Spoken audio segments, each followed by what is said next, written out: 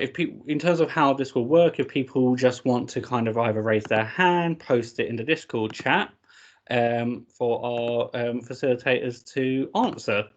Now, obviously, to break the ice, it will be great if we maybe just hear from each of them a little bit about their experiences, what courses they're about to start or are currently in, and just a little bit about their experiences of getting on. So, Phil, because you're first, I'll start with you.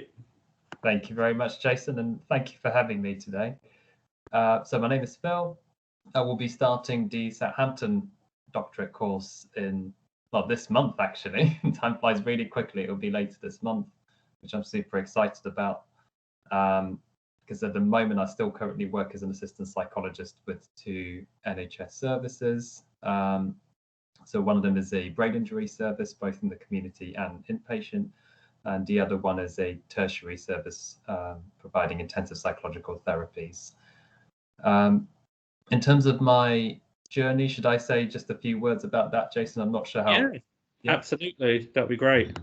So I did my undergrad in psychology can't remember now how many years ago it was, but it was in Exeter, and the same year when I graduated, I started doing a master's in Foundations of Clinical Psychology in Bournemouth University. And whilst I was doing my master's, I actually approached one of our guest lecturers, who is currently my boss actually, and I said to her, "Oh, I'd really love to learn more about personality disorders." That's what she was talking about that particular day, and the service that you're the head of, I'd like to get more experience and to help you as a service as well. So I remember that I started as an honorary assistant psychologist for 1 day a week at the time, so I wasn't paid for what I was doing, but really loved what I was doing. And I was also a research assistant for a PhD student, so helping her out with her thesis and data collection. And over the years, there's been sort of 4 or 5 years where I've kind of accumulated that clinical experience after I finished my master's. And basically, I managed to secure a paid position with that same service, the tertiary service for intensive therapies, where I was an honorary assistant. So I was basically offered a paid position. And I was also a part-time support worker at one point, supporting someone with autism and learning disability. And later on, I managed to secure an assistant psychologist position in the brain injury service where I am. So actually, I've been fairly lucky looking back in terms of managing to get quite a nice breadth of experience, and that even to this day, I'm still sort of doing 2 services, literally split 2.5 days each. So fairly lucky and grateful for that, which I'll be leaving, unfortunately, next month to physically and mentally prepare for the doctorate. So, thanks a lot, Phil. That's brilliant. In a nutshell. Just to say in advance, guys, if I mispronounce your names, please do just correct me. But Tara, since you're second on the screen. Okay. Hi, everyone. My name is Tara. I'm due to start the Edinburgh course at the end of this month. In terms of the job that I left, I was a CAP up in Scotland. So that's a clinical associate in applied psychology. So that meant that I worked in an adult mental health service in primary care, so treating mild to moderate mental health problems. And I did that for about 1 year and 8 months. So in terms of my journey, again, I don't kind of know where to start, but I guess I did my undergrad in 2000, and I think I graduated in 2013. But before I graduated, I did have some kind of psychology jobs. So one was being a support worker, another was being an ABA tutor, so that's applied behavior analysis with children with autism. Then after I graduated, I completely forgot about psychology for years and years. My gap year turned into my gap half decade, and it was brilliant. And lived in a few different places, did jobs that had nothing to do with psychology, and it was great. And then I came back and I worked as an assistant psychologist in a forensic psychiatric ward. I did that for 1 year and a bit. Then I got onto the CAP training up in Scotland, and then the job that I mentioned at the beginning. So that's been my journey to date. Oh, I was a research assistant for a while as well, which I forgot. Yeah. Great. Thank you, Tara. Ninab?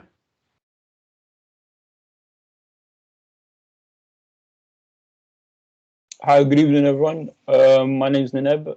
First of all, thanks to Jason for organising. Thanks for having me here. My name's Nineb. I'm an incoming trainee at Hertfordshire course. My journey, so I'm 32. Just to be transparent about demographics and everything, people might be thinking about things like that. I'm 32. I have a physical disability. My journey towards the DCLIN side, I graduated in 2010, and at the time I was the carer for my grandfather who had a stroke. So 2 years post-graduation, I was looking after him. After that point, I went into the support worker role, very grateful to a friend of mine who was working within a private service, and I went into the support worker role. For any undergraduates here, any graduates who are looking at their prospective journeys, that was really invaluable experience for me.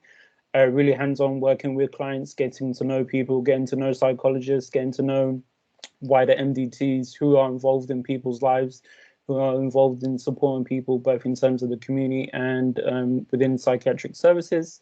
So after the support worker role for 2 years, went to an AP post within forensic services, autism specialist services. That was a private service, but working with NHS patients. Again, really great experience, really direct work, one-to-one and group work, therapy work with people. Although because it's a private setting, it's quite a different structure to NHS posts. So after that, I went into NHS AP posts in a community learning disability team. Again, a year of that. And then I went into a research assistant post just before COVID hit. 4 times applying in terms of applying onto the course. 4th year, it's successful with Hertfordshire. No other interviews, no other callbacks or anything. So only 1 callback last year. And that's my journey in a snapshot. Thank you. Victoria. Hello, I'm Victoria. So I guess with my journey, it started in 2013 when I did my undergraduate at Kingston University, but it was originally a split degree as I wasn't really sure what I wanted to do.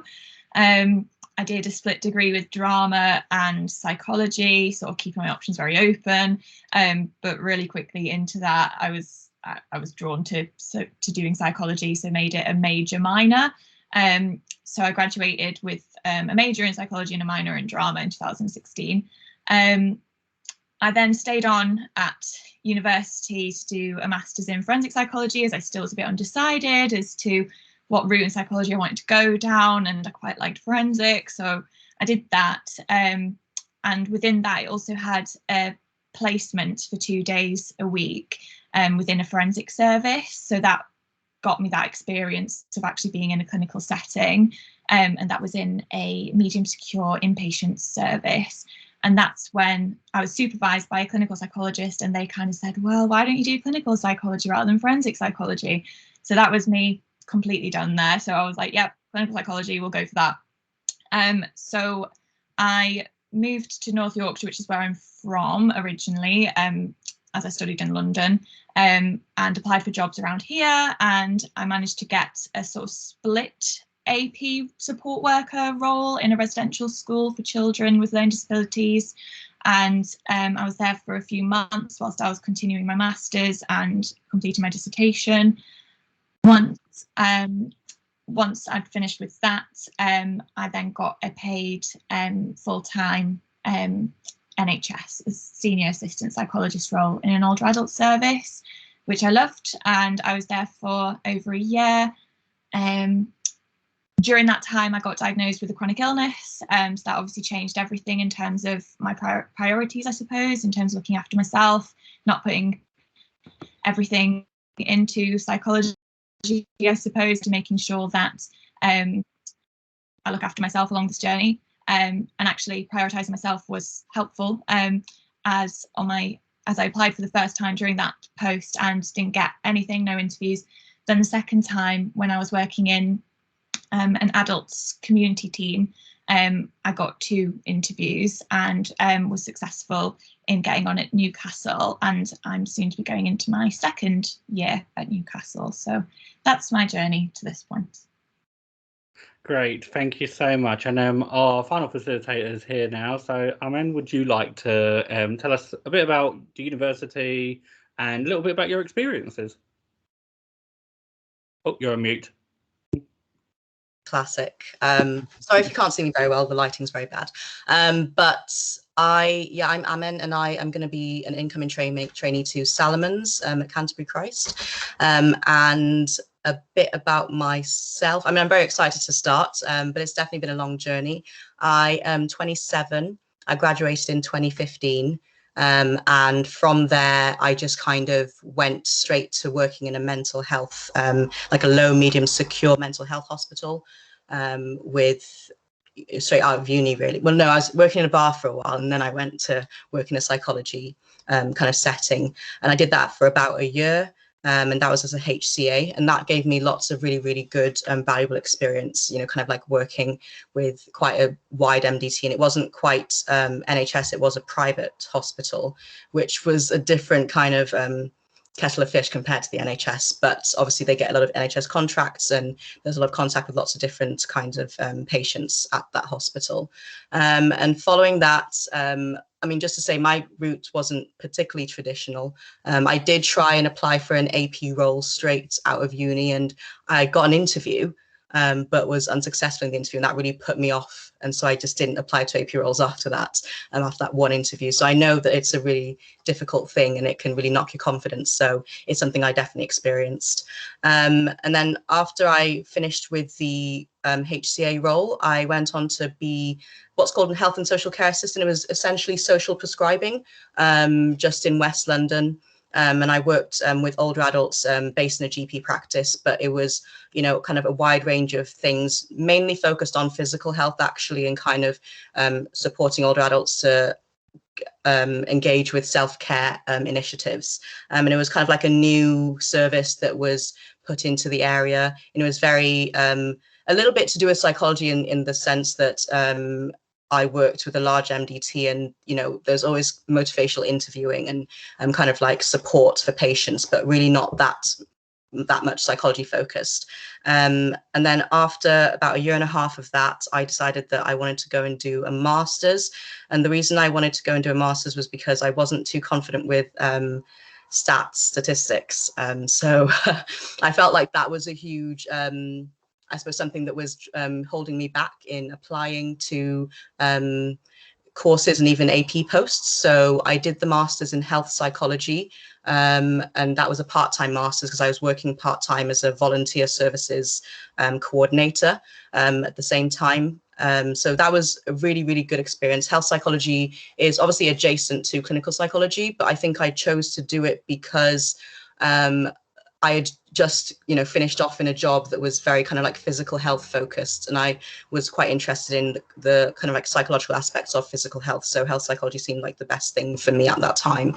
And there was also the intention of possibly going into, you know, the health psychology doctorate after that, which isn't funded, but it's a different route, but I felt it matched with more what I wanted to do at that time.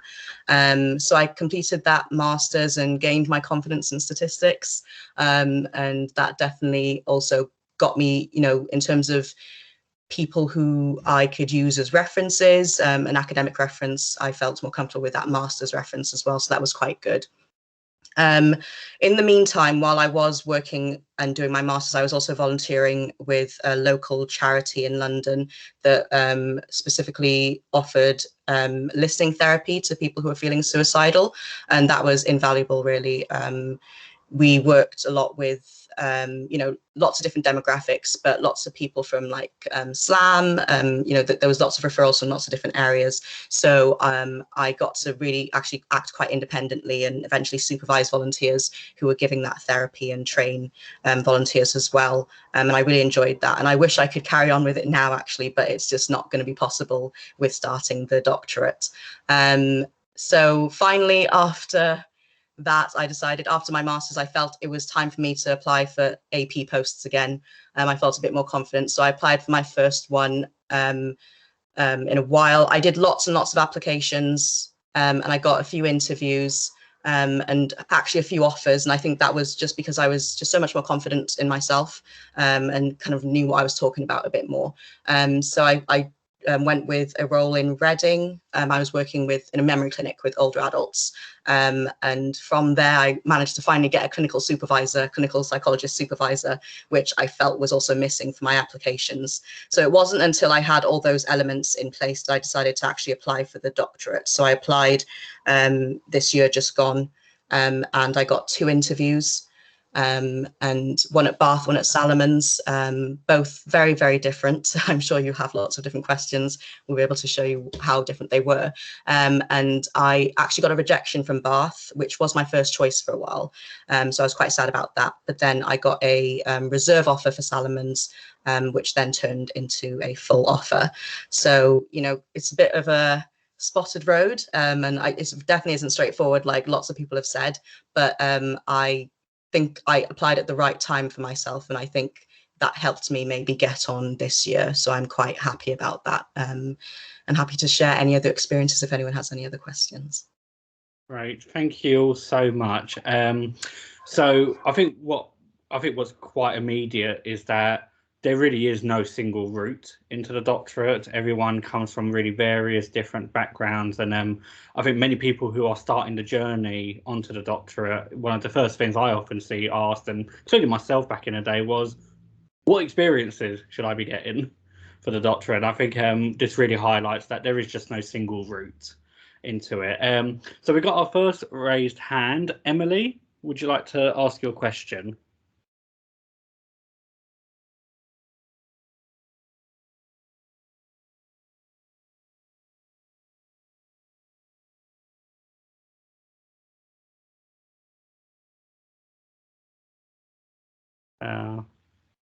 We lost Emily. Maybe she's on mute. Yeah, managed to mute myself halfway through talking. Impressive. I was just I don't know how much of that you heard. Any of it? Nothing. Oh, I muted myself right away, did I? Excellent. I was just wondering, people who didn't have long in AP roles before applying, how long did you have, and how was it putting someone down as a reference that you hadn't been working with for that long, and were they okay with it? Because my concern is that I've got a lot of experience, but I am only just starting my first AP role. I'd obviously like to use a psychologist from my AP role who's supervising me as a referee if possible, but I'm aware that it's not long. How long did you guys have? Like, if you hadn't been in post for a long time, were they okay about being a reference? And, you know, yeah. I can answer. Do you want to go? No. I really didn't have long in my first AP role. I think I had basically just started in October, and that's about when applications opened. So I did discuss it with my supervisor, and she actually herself said that she didn't feel she could give me a reference because she wouldn't have thought it was appropriate, and we both agreed, you know, she didn't know me well enough. So it wasn't, maybe she couldn't paint me in the best light because she couldn't compare me to other people that she's supervised. So she recommended that I, you know, not to be too strict about getting a clinical psychologist as the supervisor, because that's what I thought you had to have. So I actually went to my voluntary manager, so for the suicide charity that I worked for, and I used him as a reference, which I just wouldn't have considered without speaking to my clinical psychology supervisor to find out that, you know, it was okay and it was very relevant experience, and he could, you know, give the courses as much information about myself as they needed. So I didn't end up using a clinical supervisor, but it's a good thing to, I think, talk to them so they can kind of like explain their rationale and kind of like lead you in a different direction if you need it. Thank you, that's helpful.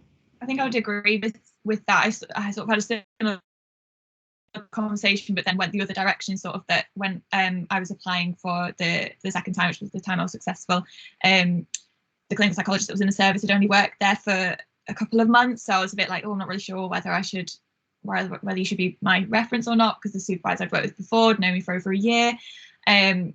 But we just had a really open and honest conversation about that in supervision, and we just sort of agreed for a little while we can play it by ear, because you do get a bit of time to sort of get your references through.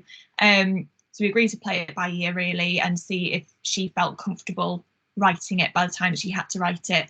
And at that point she did, and she said that she'd be absolutely fine because she spent time observing me. We talked a lot in supervision about my clinical work and just making sure that we started to build that relationship, even if it was into sort of like a bit of a crushed time frame. But yeah, I think just to sort of echo what's already been said in the way that having that honest conversation in supervision in the first instance. Right. Thanks, that's really helpful, both of you. Thank you. Katie. Hi.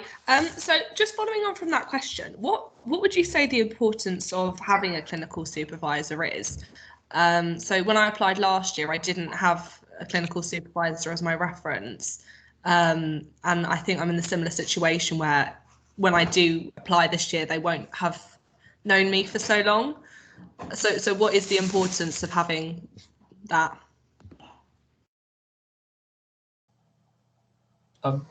Can I answer that one? Because even though, in an answer to Emily's questions, I'm not the best example in terms of someone who's been in an AP role for a short amount of time, but I'm thinking about the application itself and where they ask that it's a relevant experience referee rather than a clinical per se. And I think I have seen other sort of questions on the forum and on the group where people have said, should I stick to someone, a clinical psychologist, let's say, that I'm with now but doesn't know me that well, or should I go with someone who knows me better but isn't current? I'm not with them now. And I think personally, I believe someone who knows you better, as Victoria was saying, is that they could actually vouch for you, they could give more, and they can rate you better because apparently they use some sort of rating system, and I think you can actually download the template from the Clearinghouse website to see what they see as a blank template. And even if you don't use your current supervisor, I think there is a space in there to explain why that might be, and you can say, well, actually I'm using a previous one or someone else who's not from a clinical background necessarily because they know me better. I'm not sure if that sort of answers the question. Yeah, I mean, I definitely add that the importance of having like someone who's a bit more clinical is just to showcase the competencies that they're wanting you to have as part of the application. So I definitely recommend looking at the template, like was mentioned, of like what the supervisors will be writing. And if you look through that, they do use a kind of rating system against other people that they might have supervised. And it's just basically ask yourself, based on those questions, would the person I want to use be able to answer it truthfully and be like, paint me in the best light because they've managed to see enough of me. So it's not necessarily that it needs to be a clinical psychologist, but it definitely needs to be someone who would be able to comment on those things that are specifically asked on the reference form. So have a look at it and make sure that you've got someone who can do that. Even if they're not a clinical psychologist, likelihood is they're going to be someone who's a little bit clinical, or can kind of like demonstrate what is needing to be demonstrated. There's no point in getting someone who doesn't know how to answer those questions that are on that form, because it's just not going to paint you in the best light. So it's important in the sense that there's specific information that's asked for, and you need someone who can answer that specific information. To echo what's said, and just to add, I think what's really formative is not just the title of the person and their relationship to you in a professional role, but the quality of your professional relationship with them, how closely you work with them, how much opportunity they've had to work alongside you, see your strengths and merits. What would you really bring to the profession in their eyes, and how they can really support your application? What really was formative for me was when my clinical supervisors could sit down and really go through my application with me, give me feedback on the answers that I was providing, where they felt I was selling myself a bit short, where they felt I could add in a bit more detail of my experience and what I could bring to the profession as well. So for me, what really is formative in that relationship, as you say, is just the quality and being transparent with your supervisors about your concerns as well.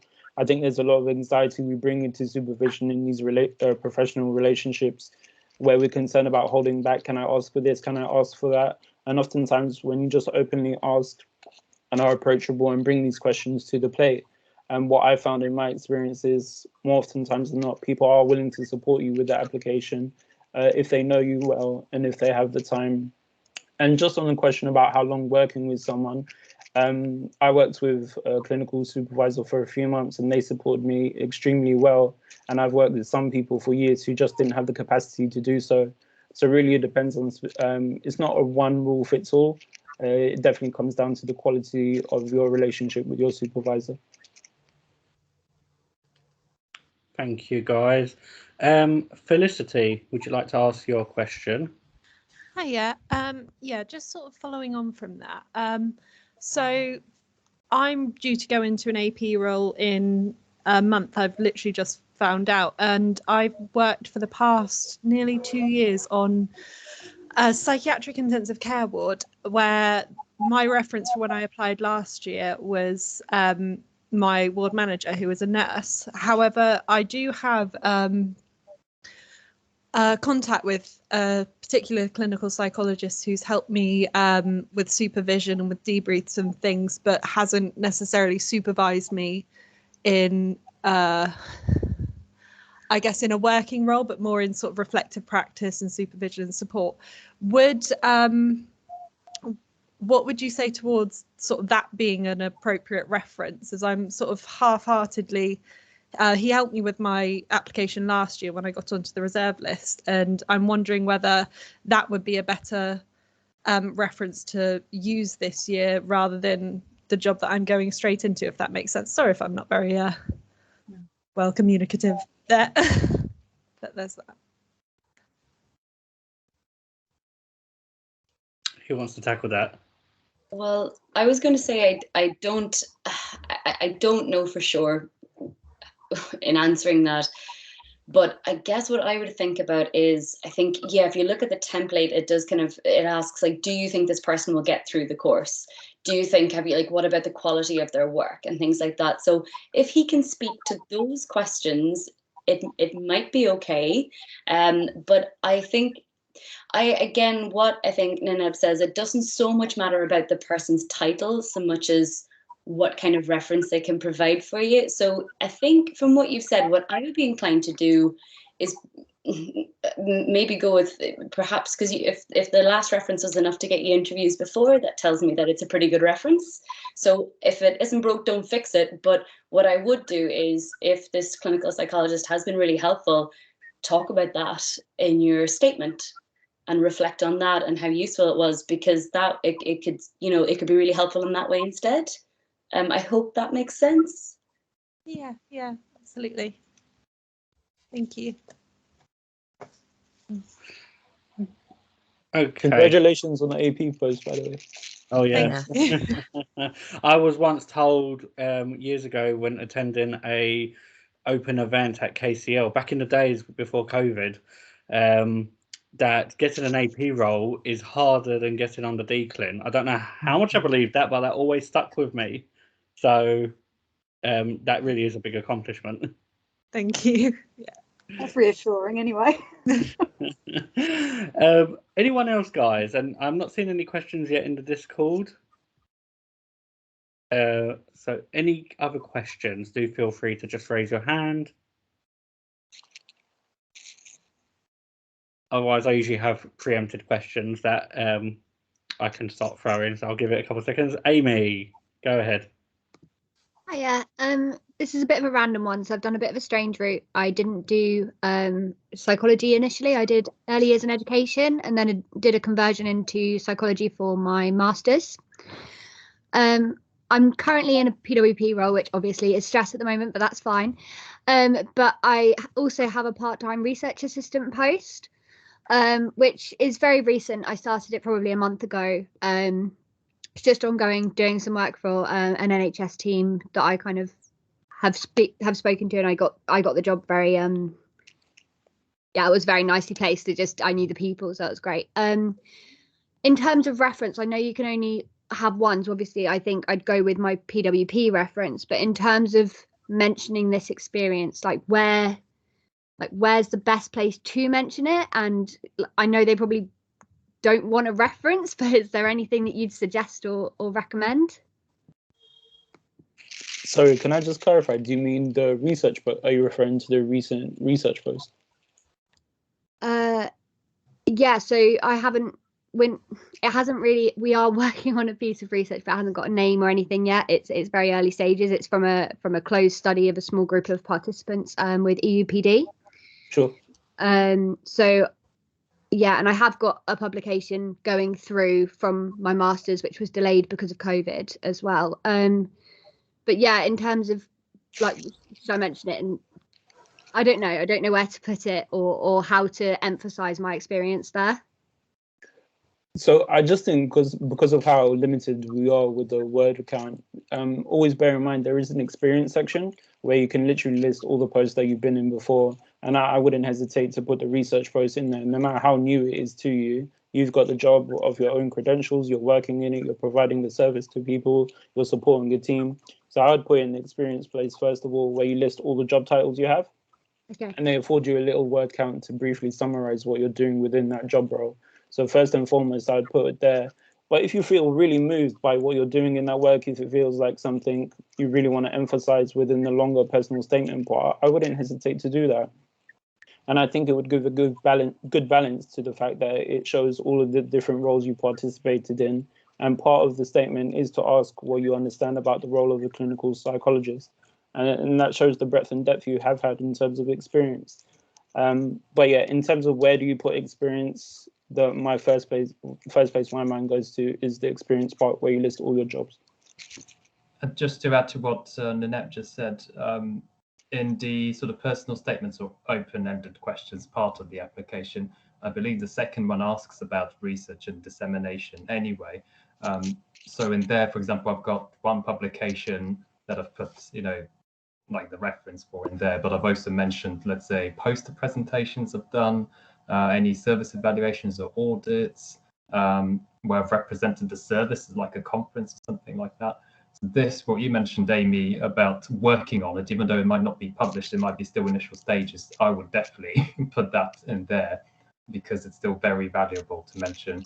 And as Nanette said, you can always expand on that in the first question about what you've learned from it, how you've reflected from it. Sure. Thank you very much.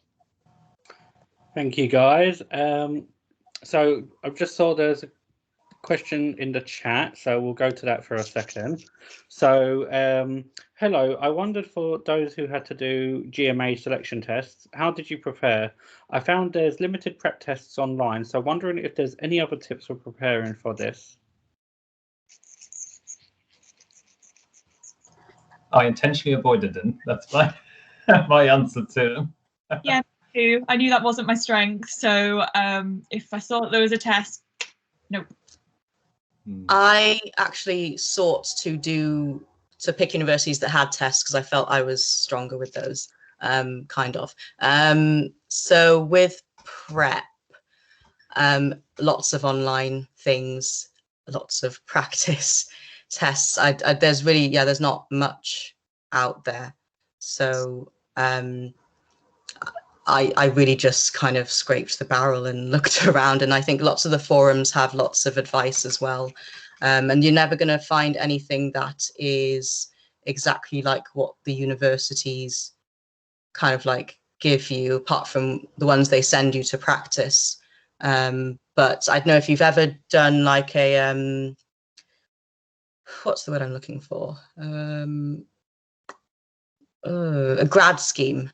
There's some there might be a bit relevant as well. So I'd say, wherever you can find it, kind of like practice tests, just try and do as many as possible.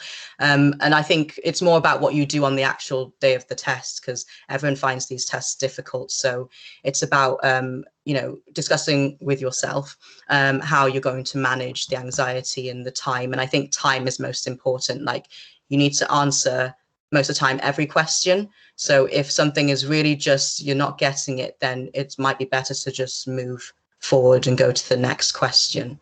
So I think managing what you're going to do on the actual day might be a bit more useful than trying to find like the correct practice tests. So sorry, I just wanted to say Lancaster often recommend site, the SHL website for practicing the GMA tests. I'll put that in the Discord. Sorry, Philip, go ahead. I couldn't tell if it was it you, Nineb, who wanted to Yeah, go? sorry. I just wanted to say I have had experience of pre-selection tests, and to be honest, my experience of them was quite awful. I didn't get past any of them. Just to bear in mind, it's not representative of who you are as a clinician, what you can bring to the table. But what I did to prepare the first year, I just revised and studied in my own time. I found resources online, like people have said, and previous examples of questions. But in the second year, what I tried to do, I asked my colleagues if they know anyone that could support me stats-wise, and they pointed me in the direction of a tutor. So they were working at university within the psychology department, and they had time to tutor for stats. So that's an avenue to explore, whether you have links with university, research teams, people that can afford time to support in terms of brushing up any stat skills or research skills, definitely an avenue to explore. Ask around, ask the people in your team, people that you might know who have applied to those unis and have been successful. Even me with tutoring, I didn't pass it. So just think about all the avenues there is to explore. Yeah. And it's kind of knowing your strengths and weaknesses, your cognitive strengths and weaknesses. I do so many cognitive assessments with patients that kind of like learned mine as well along the way. Because similar to the NEB, it wasn't my first time applying for the doctorate. And it's been my fourth year technically, yes. And I remember in previous years, I did apply to some universities that did have the GMA tests. And I found very similar to what Anna was saying, that it's not, the questions themselves aren't rocket science, it's the time that you literally have seconds, less than a minute per question, essentially. And especially with the calculation, with the maths one, again, I found out that I was worse at that, even with the practice ones. And I was like, well, let's give it a go. What's the worst thing that can happen? They can just say no. That's why I made sure that only one of my 4 unis in that particular year was one that had the tests. But after I did it with practice ones and with the real one, I found out, well, actually, I really do suck at that. Like the way my brain is wired, because I can do it, but I just need more time. So I decided to not shoot myself in the foot. So I kind of avoided them in subsequent years. So yeah, play to your own strengths, see how it goes. If you don't feel comfortable with them at the practice level, they're certainly not going to get you comfortable at a test level. Great, thank you guys. So got a question from Dee saying, for my undergraduate dissertation, I had to make a poster about my research, which I presented to the rest of my cohort. Would this count for the dissemination section? 100%.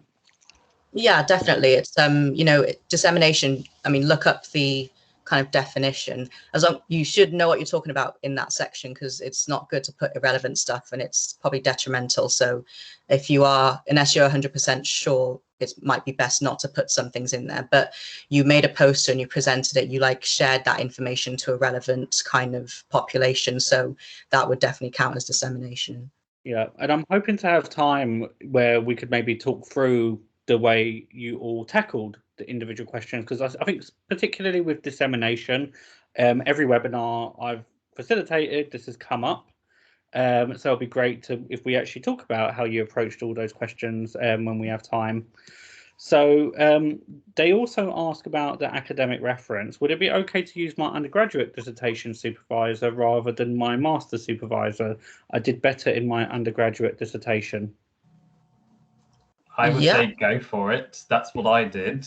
My master's, because we were a fairly small cohort for my master's, and basically he was the tutor of everyone, essentially. So I don't think he knew me that well. He didn't reply to emails that quickly, and his replies were fairly short. So I was like, not sure I want to risk it with this man. I don't feel comfortable that I know him that well. So I actually used my personal tutor for my undergraduate, because he knew me a lot better, and he knew that I was good at stats back then.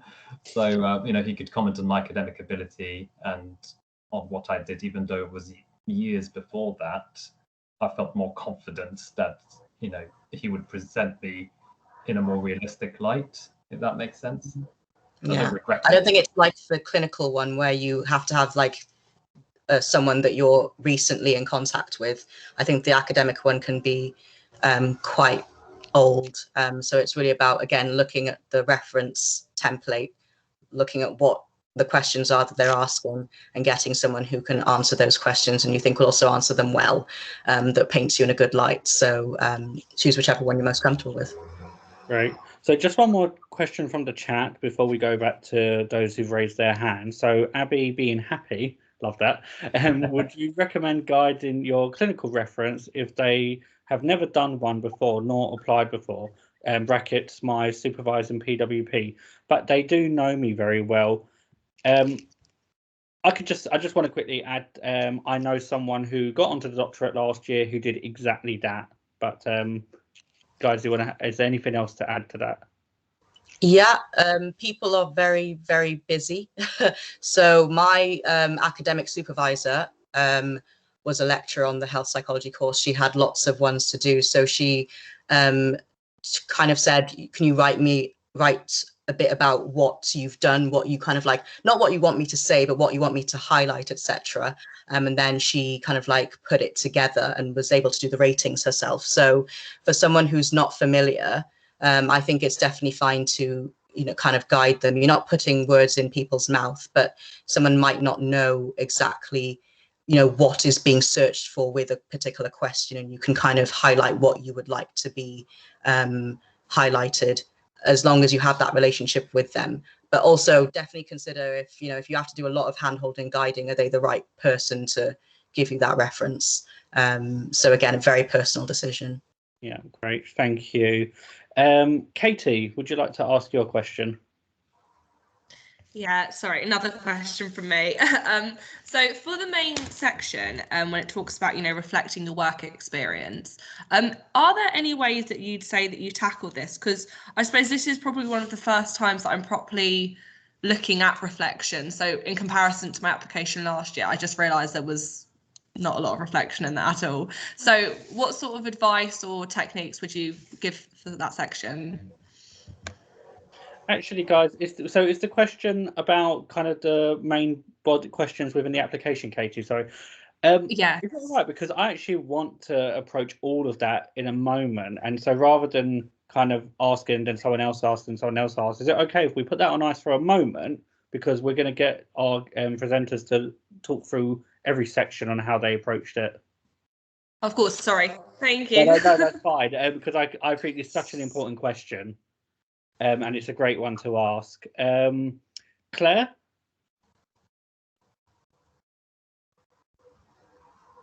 Sorry about that. I think you've just answered it, actually, that you're going to go through them. But I was just wondering about the dissemination of research and whether sort of giving pseudo education to sort of social services and substance misuse services, whether that could go in that section if you'd given any talks. Yeah, I just want to say a wide yes. Dissemination is the action of spreading information widely. It is that is the definition Lovely. of it. It's very vague. So things like training, webinars, posters, research, audits, anything you shared will definitely count. Fabulous. Thank you very much for that. To tread on the presenter's toes, but I thought, because I'm seeing a few questions with the dissemination, it's definitely a tricky one. Yeah, sure, it's a bit confusing, but thanks for that.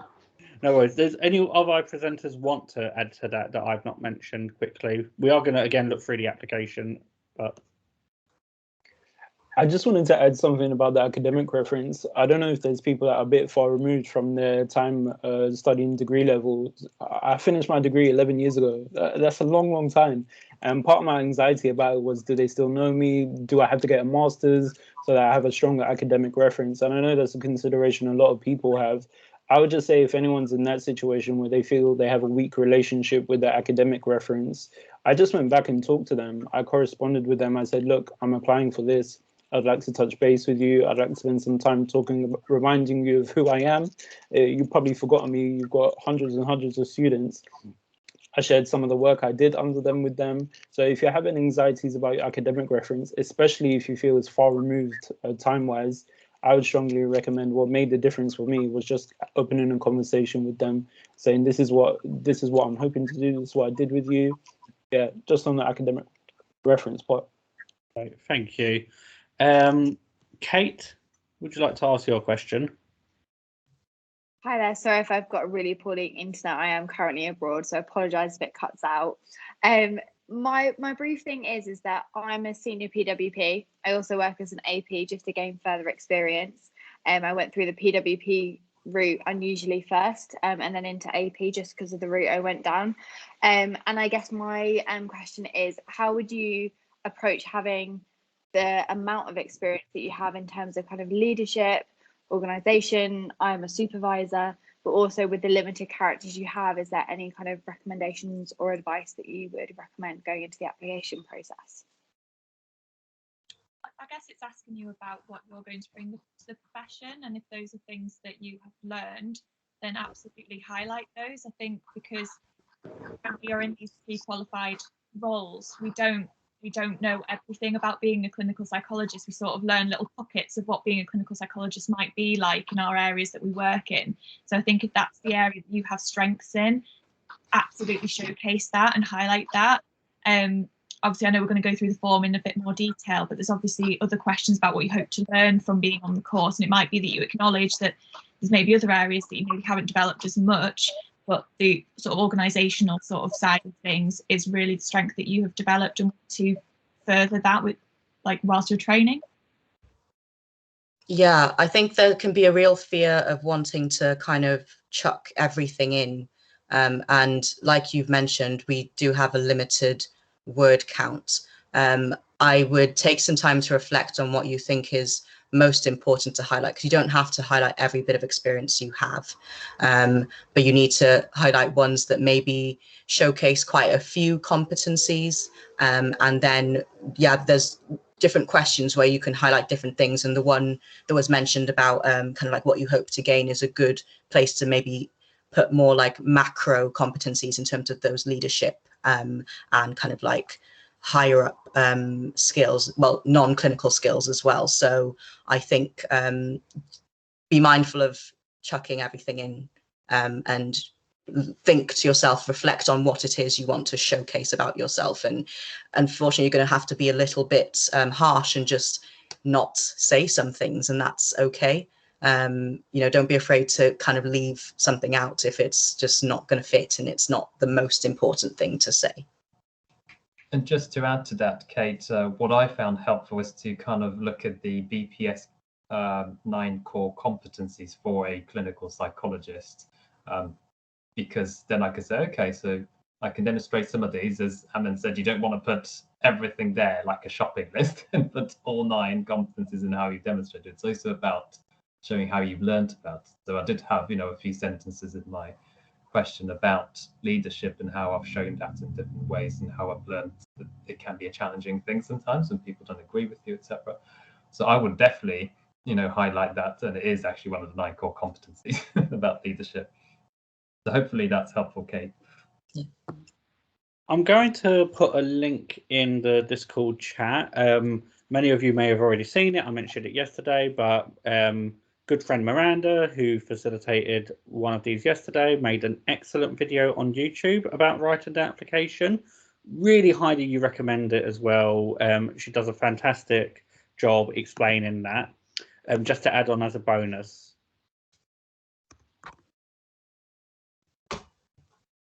Hey, so if we just go back to the chat, so sorry, I've lost my place a little bit. So Ingrid asks, I worked on a couple of research papers, but unfortunately they have not been published. Would this go in the dissemination section, or does it not count because technically the information has not been disseminated? That's a good one. I would put it anyway, because I was the same. So I had one publication, but also working on another piece of research, and I just put that, you know, currently working on whatever.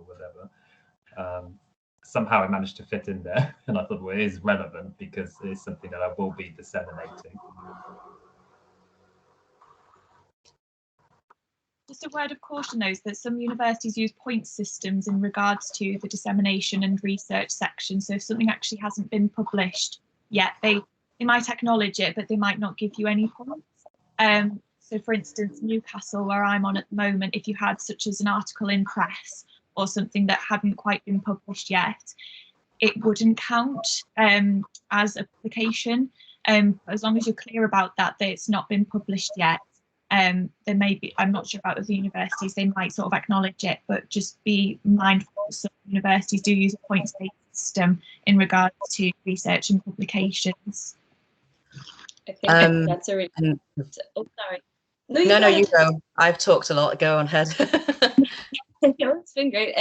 So just to kind of off the back of what Victoria said, a friend of mine, she's a clinical psychologist, and she was looking through applications, and she was saying that, you know, a lot of people will write a paper and they'll say like, oh, in press, in publication, and she's kind of said, oh, I'd love to give you a point, but you know, that's like, how do I know? So she said that actually, and you know, she said that she read so many of them that by the end of it she kind of was almost frustrated seeing it, because her advice then was, if you have gotten some research experience out of it, put that in your main statement.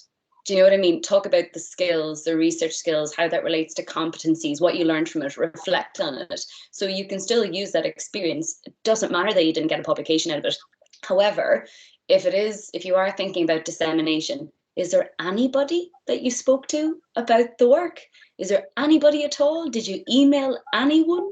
Anything? You know, so I think kind of not, you know, you shouldn't kind of dress it up too much, but like, you know, did you share the information in any way with anyone? Then it would be dissemination and it could go into that section. It doesn't need to say published. I hope that. Yeah, that raises a point I was going to ask, actually, which is research is such a massive field. I mean, there isn't just a publication, it's everything in between, and all the things you do. Is there parts of that you can disseminate? Sorry, go ahead. No, yeah, exactly what was said. So with my section on that, I only had my master's thesis, which I was intending to publish, and it just didn't happen in the end. So I put it down and I put unpublished kind of like master's thesis. But what I did under that was discuss that I had actually disseminated, in the sense that I talked about the paper and the research with a group of people who are relevant to the population, and I also discussed it with my gave a presentation to my cohort as well on my master's course. So it wasn't published, but it was dissemination, because I, you know, kind of like shared that information. So if you've, like was just said, if you've done anything at all with it, if you've spoken and given any kind of presentation, even if you haven't yet, maybe you could just plan something, you know, plan to, you know, spread it with someone, like a group of people, and then you can put it in. It's, you know, it's for you to, it's with dissemination, basically it's your kind of, the duty you have to share knowledge and information. So if you can do that in any way at all, to any kind of population, if you have a job and maybe there's lots of staff well-being sessions or staff kind of like information sessions, if you want to organize that with your supervisor, that I'm going to give a little presentation about my research and take questions, then that's something that you can discuss in that dissemination part, even if it's not published. Thank you so much. We've got a really nice question by Holly, asking, any advice on feeling overwhelmed at starting the application and comparing yourself to other applicants? First of all, preach. I think you'd be hard pressed to find anyone who didn't have that issue. So who'd like to start us off with that? Philip, you look like you had something. Oh, sorry. I was going to say, Philip looked like you had something to say. I think in terms of comparing yourself to other applicants, don't try.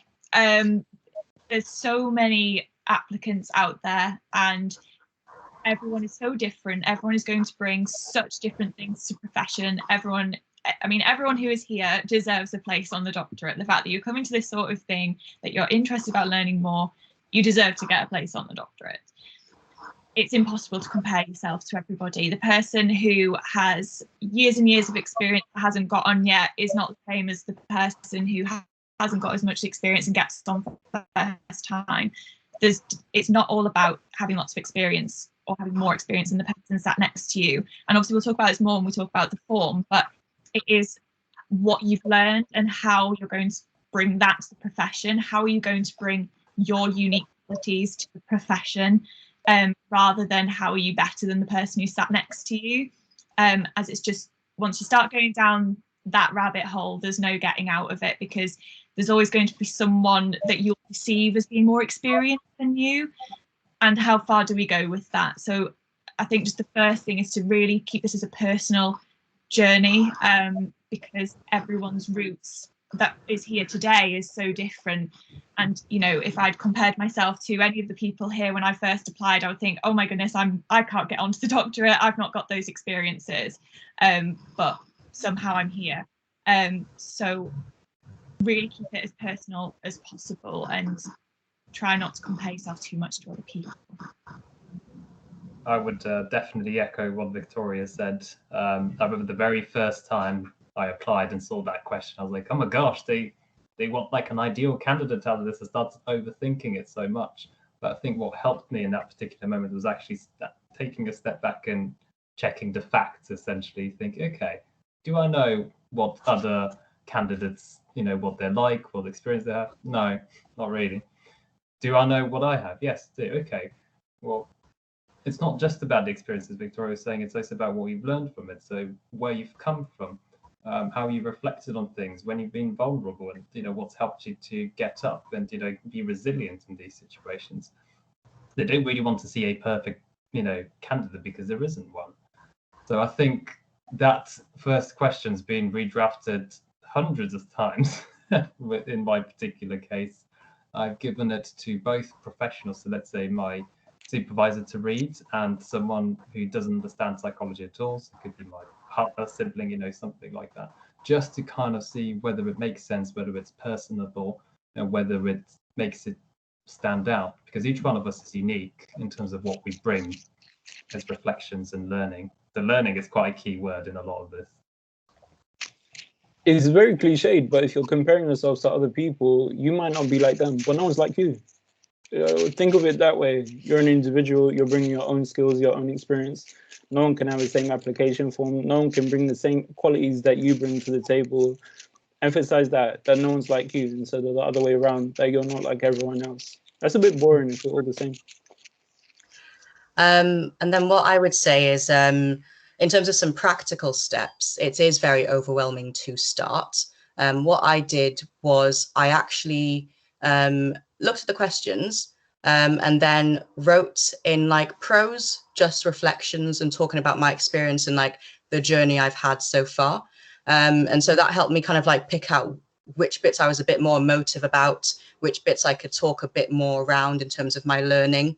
That was really useful for me to have that kind of like piece of paper. You can type it or write it, whatever you want to do, but that was a good starting point for me to also make sure that I was focusing on my reflections. So I quite liked that, and I did that a little bit before the I started writing, before applications open. So it doesn't matter if you've not done something like that already. There's still time to do that. Make sure that you're not kind of like pushing yourself to a specific timetable, like timeline.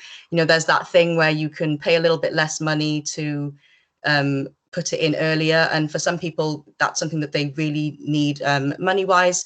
That's good. But, you know, if you can afford to not do that, then, you know, take some time and don't try and, I suppose, turn something in that you're not ready to yet. Just kind of take a time with it and make sure you're reflecting. And each question can be done, you know, you can take a week with each question, even if for the smaller ones, you know, you don't need to tackle it all at once. And the final bit of practical advice I'd say is I really used my AP applications as a jumping off point. I felt like I had a good AP application. And so I essentially trimmed and trimmed and trimmed and added some reflection to that for the main bulk of the application. And that's what I used because it was tried and tested in that sense. So I knew I was hitting the mark in terms of AP. I just had to adjust it a bit to the questions that were being asked on the application. Another kind of really obvious thing to say is if you're feeling a bit overwhelmed and you just think, I've got no idea how to get started, pick the easiest thing. So what I did was my name, my address, my educational stuff. I picked the easiest stuff and I was like, right, that's Monday night's job. And then when I got to Tuesday night, it was, okay, now I'm going to do the CV bit. So I felt like I had done loads. I had loads of stuff ticked off. And it just kind of got me going. And the next thing that I would say is, when it comes to the statement, don't fall into the trap of thinking, oh, I have to read all this and I have to look at the HCPC. You don't. You just need words on the page. You just need a draft, not the perfect statement. You're not going to write that first time. You just need a draft. So it doesn't matter how it looks, just words on the page. And I know that sounds really obvious, and I hope it doesn't come across as patronizing, but I dawdled for ages. And I think when I eventually got started, that's how I did it. So obvious, but maybe help. I don't know. No, I think you've raised an excellent point that I was going to add, actually. I think it's not too much to say that many of us have perfectionistic tendencies. I think everyone here would probably describe themselves as perfectionists to some degree. And I think for me and many others I've spoken to, tried to kind of write that perfect draft straight away. It's like they have to have it perfectly planned in their head before they can write. And as they're writing, they've got to think, well, what's the exact word I want to use? Is this fitting within the word count? What's the exact thing I want to add? And I think, as Tara mentioned, just write. Don't think about grammar, spelling, the perfect words, the word count. Just write. Then you can edit. Because I don't think it's possible to conceive mentally a perfect draft in your head. And I think similarly, what's daunting is not just starting from scratch when you're starting the first time, but also starting if you've applied years before, like having to look at the same document again, or what changes do I need to make? Like, you look at the document from last year and sometimes you just feel, I don't want to look at this.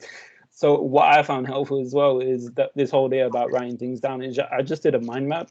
What do I want to talk about myself? What themes are the most important about me that I want to convey? And there's also a lot of daunting pressure to cram everything you've ever done in the years up to it. And it's just impossible. So when I did that, when I wrote the key themes, the things that really mattered to me came to the surface. And that's what ended up being in my statement. And sometimes kind of coming back to it like a few days later, letting it mature, essentially, it's been really helpful, because I remember like finishing like a draft of it and thinking, oh yeah, this is perfect. And I like came to a few days later, I was like, wow, this is pure bull crap. What was I thinking when I wrote that? So it does help you to, because you can get so engrossed, so fused with that question that you start overthinking it. So just, what helped me was kind of establish a couple of different themes and different paragraphs within that first question that I will kind of expand on. So not just saying, I did this, then I did this, then I did this, what is it that makes me stand out? What are the key things that for me matter the most that I want to mention? Great, thank you guys. I'm conscious of the time and I can see a few other questions. It will be good to take a couple more, but then also go through that application question, because that could be quite a meaty process as well. And I hope that is useful. I'm just considering that right now that's probably the priority for most people, not so much the interview itself. So just looking, there was a question in the chat about so it's a question on the dissemination section. So I'm a wellbeing champion and create a wellbeing newsletter every month in response to what staff within our service are struggling with. This newsletter addresses this and provides information on how to implement behavioural changes, for example. Would this count as dissemination?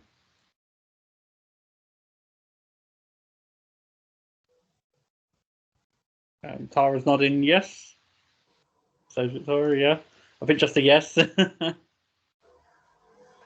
Right. I would say with these sort of questions, I think unless your study's been published, unless you've got a published article, in which case you can just reference it. I think for other things like that, it's actually worth talking a little bit about not just what it is you did, but the impact, the process. So maybe show when you're writing that up in your dissemination, actually what it is, what your passion behind it, and what the impact for that has been as well. I think is quite useful. So, just seeing, we've got Emily.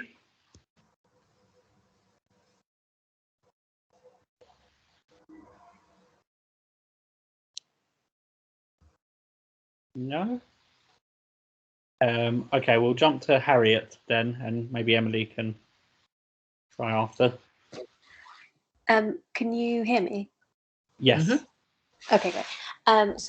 My question might be covered in the next section, but it was kind of related to one of the questions that we've just had, but I've kind of forgotten what it was.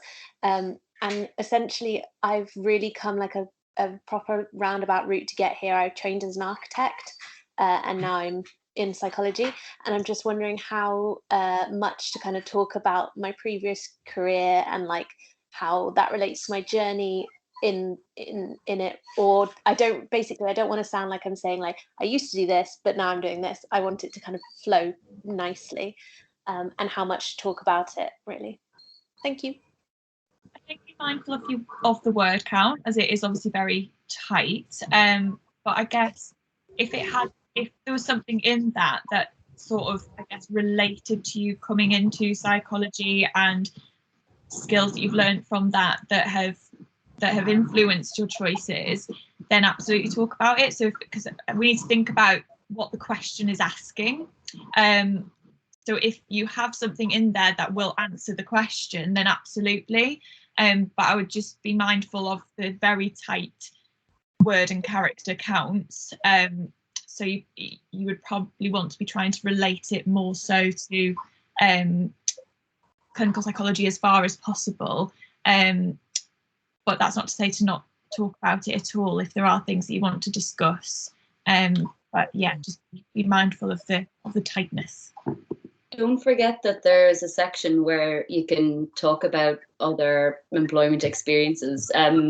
Because when I took my gap year, that was several years, I did nothing to do with psychology. I taught English as a foreign language. I worked in bars, whatever, picked fruit, and like I didn't mention any of that. I didn't mention teaching English once, even though I did it for 5 years. But I did put it in that little box on other experiences, and I just said kind of what I got out of it. So I was like, oh, I did it, and that allowed me to pursue my other interests of X, Y, and Z. And I don't think that matters at all. So yeah, unless something to do with your experience in architecture led you to psychology, or there's a skill, maybe leadership, maybe organization, maybe interagency stuff, then sure, put it. But I think you don't feel like you need to, just because you've moved into psychology. I don't think you need to justify it or anything.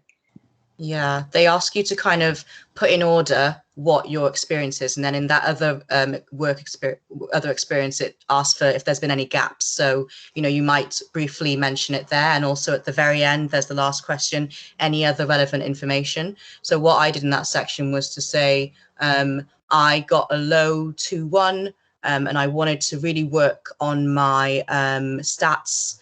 So that's why I did a master's, and that's why I did health psychology, and it really helped me, get good at stats. And that was what I felt. It's not that relevant, but I felt like it was important for them to know that information. So if you think there's something important about your archaeology background for them to know, then I think those two sections, you can pick which one to put it in, but it really probably shouldn't be the focus unless, like was mentioned, like it's the specific skills or it led you to psychology. It was architecture, right? No archaeology. Just it was architecture. So I used to do things like designing hospitals. I worked like designing CAMS units. So I'm hoping it's relevant. Sorry, that's the dog. Yeah, I think I'm getting what you're saying. That's really helpful. Thank you. That's so cool. Yeah, and actually speaks a lot for like creativity, thinking outside the box. I remember that I did like a summer job as an office assistant in a steel production company. It has nothing to do with psychology, and I did put it in that box in the other work experience, and I said in there what I did, and I said, well, it helped me with my time management skills and being part of a team.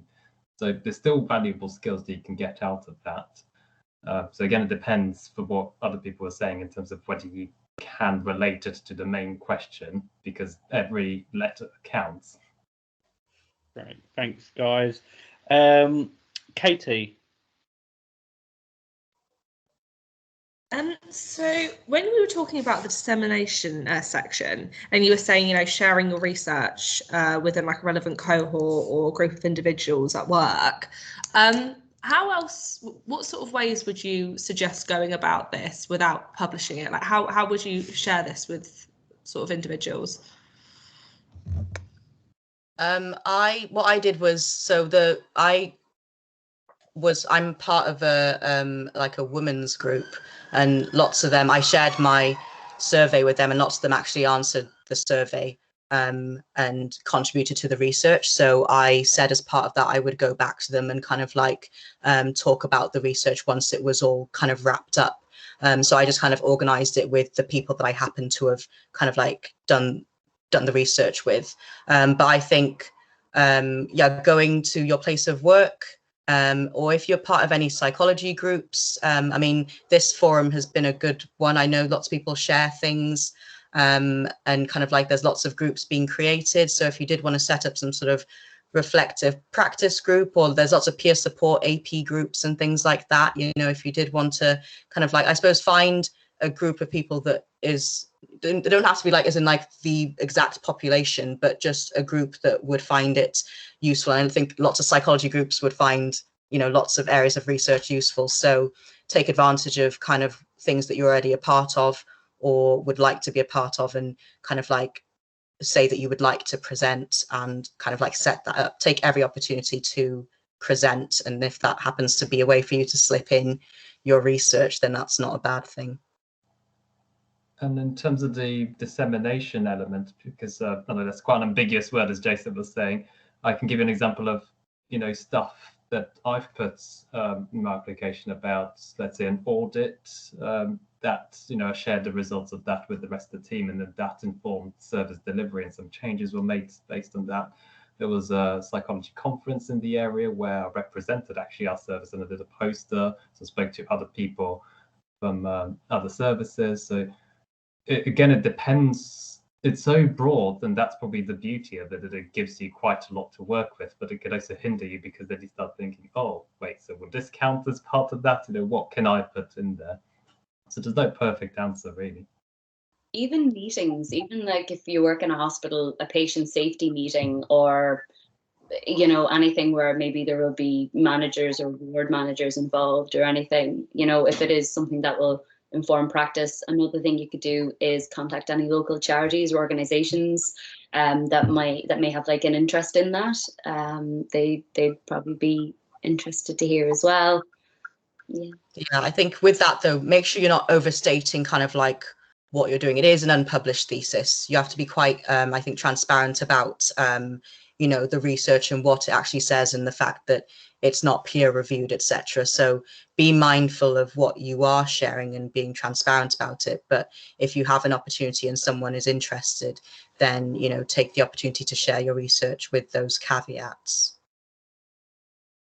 Thank you.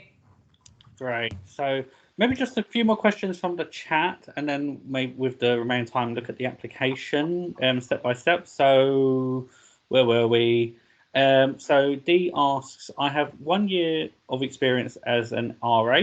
In this role, I worked on a few very different projects, and so gained very different skills from each project. Due to the character limit, do you think I should list each project as a separate role?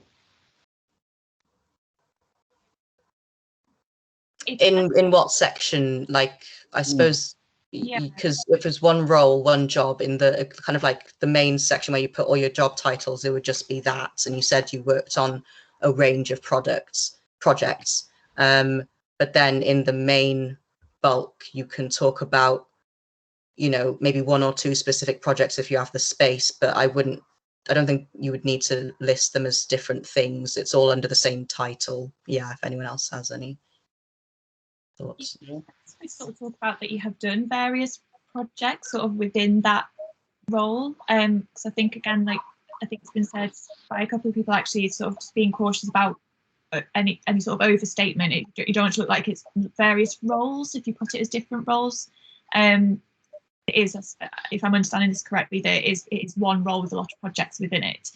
So I think just making sure that you are clear about that. But I suppose in the sort of research dissemination part, each of the individual projects is disseminated and or published. You could put those separately. Thank you. So Millie asked, so had a bit of internet difficulties. So I'm someone else who has gone a bit of a random route and done lots of performing arts stuff and still teach drama in a school 1 day a week. Should I mention my teaching / performing, etc., or is it just a bit irrelevant? I mean, I come from a similar background in the way that I did performing before, and it's where I thought I wanted to be. I wouldn't say I put it explicitly. It's a bit like what we said earlier with the architecture. I didn't explicitly put it in my statement, but I did talk about it in sort of things like other experience, because as you'll know from doing drama, that you have so many transferable skills from that. So I think it probably is best placed in other experience. But again, as has been said a few times previously, that if there is something about your journey that influenced you coming into psychology in that way, then absolutely pop it in the main statement. But when you've got such a tight word count, it needs to be really, really sort of fine-tuned in terms of what's going to go in there. So just think about, with your experiences, they are outside of psychology, where would they best fit on this form? Because there's going to be so much that you're going to want to talk about in the main section. So it might be that some things need to get shuffled around a bit to make sure that they're in the place that's the best fit. Yeah. I'm just thinking as well, as a drama teacher, you probably have developed skills like managing group dynamics, engaging people who aren't making such a contribution, thinking where they would fit, you know, kind of. So I think if you are, Philip mentioned something earlier on, and I know we're going to get to the application bit. Basically, with the statement, the best advice I can give is think of the core competencies, because that's pretty much what my statement was. I just kind of looked at, right, well, how can I show that I not have mastery of these, but how can I show that I have some capability and potential? And so if you can pull in your experiences but make them really relevant, like, because, you know, as a clinical psychologist, you're very likely going to be maybe delivering group interventions, so that experience you have could be really invaluable. So I do think there is, if it's important to you and you've learned something from it, there absolutely is a place for it in the statement. But as Victoria said, yeah, you might not be able to say as much as you'd like to about it. Thank you, that's helpful. And then has another question. So also my uni have a thing where you can deposit your dissertation in the library archives as examples of good academic practice, etc., for future final year students to view. Does that count as dissemination? So nuanced, isn't it, this dissemination section? It's hard to say. That is a tricky one. I mean, I guess for publication it wouldn't be, because it's not been peer reviewed. But I suppose, are you able to find out if anyone's accessed it? Because if it's up there but sort of no one's accessed it, then it's not technically been disseminated because no one's seen it or heard it. But if you're able to find out if anyone's downloaded it or read it, then that would suggest that it is out there in the sort of domain, and there are people aware of it. But that's not a hard and fast rule. I'm not sure about that. Anyone else got The any? only thing I've got to add, having spoken to Miranda at length about this, is this kind of hierarchy of approaching it. If you've got a published, peer-reviewed, published research, reference that put that in your dissemination as a reference. Anything else, well, because dissemination is something everyone's done through various ways, you honestly wouldn't be able to include it all. So I would say, she advised me, and I think it was great advice, to go with the meaty stuff, the ones where you can really highlight the impact of, that really demonstrate your passion for spreading information. So, for example, myself, I've delivered lectures on the PWP courses at UCL. I've developed service user involvement programs within my service. I've delivered training within my service and other external services, and I possibly couldn't include all of that in that small section. So I have to think about, well, what are the bits that I feel really resonated with me, taught me a lot, and really showed the most impact. So that's just my bit of advice in terms of prioritizing that Miranda shared with me. Yeah, don't be afraid to leave that blank as well, because there really might not be anything that fits with dissemination. And if it doesn't, you should be tailoring the universities you apply to according to that, because some will place more emphasis on that than others. But I think some of the kind of like tips I read was to really leave it blank if there's nothing that fits, because it looks worse if you put something that doesn't quite fit. It shows that you might not quite understand what dissemination is. So I think, you know, that is a tough section, but don't be afraid to leave it blank, really. Yeah. And I wonder, guys, before we look at the application, are there any questions around anything else other than the application? Because we've got about 30 minutes left, so want to make sure people have time to ask questions that isn't going to be covered by looking through the application. So if you have any questions and you want to just raise your hand quickly around that. So,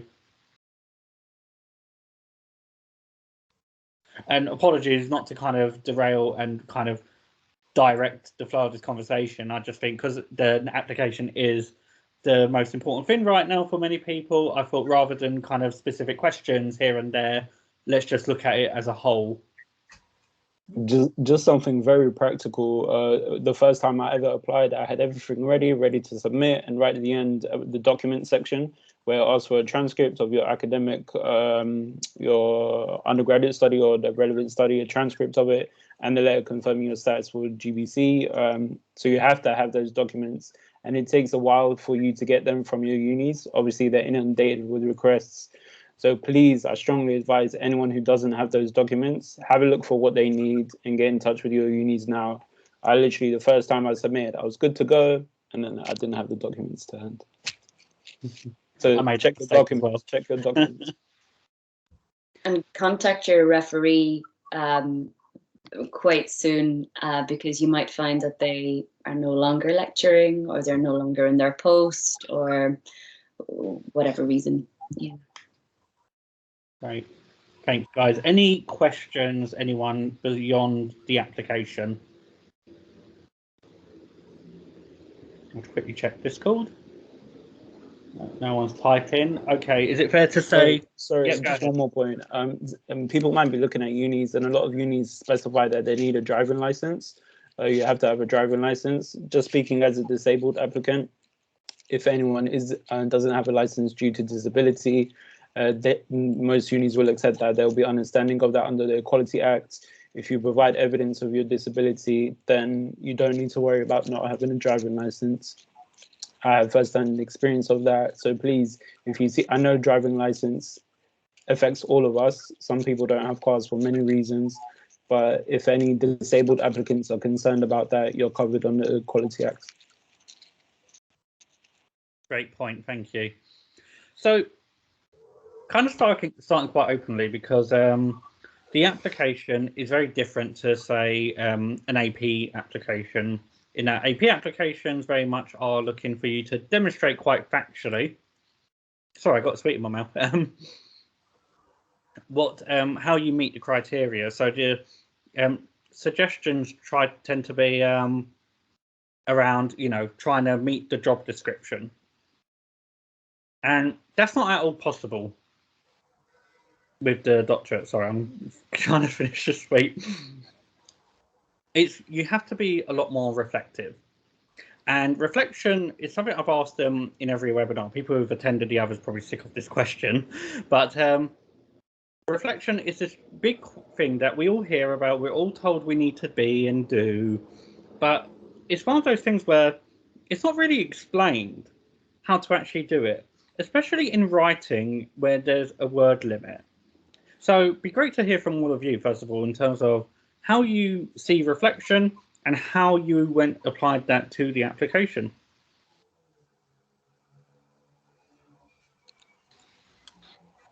Yeah, I don't mind going first. So how I see reflection, I think there's no real definition I can give to it apart from why I do the things I do and learn the things I learned and kind of like say the things I say in like every situation.